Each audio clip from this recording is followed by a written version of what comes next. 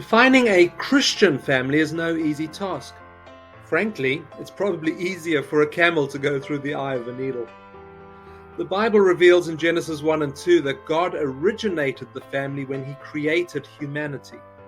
His perfect model was for a married man and woman to be committed to a lifetime together, conceive and rear children. God designed and holds the patent for the family. Yet there's no biblical directive for a precise family social arrangement.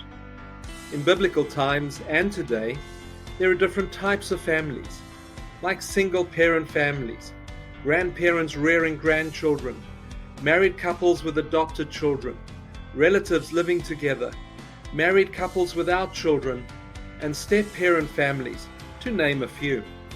So what makes a family a Christian family? A Christian family, 1, embrace and confess Christ as Lord and Savior. Loving Jesus above all else distinguishes a Christian family from other families. 2, engage with and obey God's Word.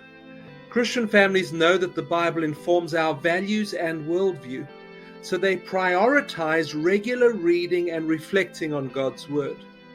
3, submit to and serve one another out of reverence for Christ. Christian families love and support each other and others. 4, live out the gospel.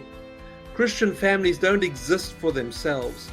The biblical goal for Christian families is to grow up in Christ and with words and actions proclaim Him to all the world.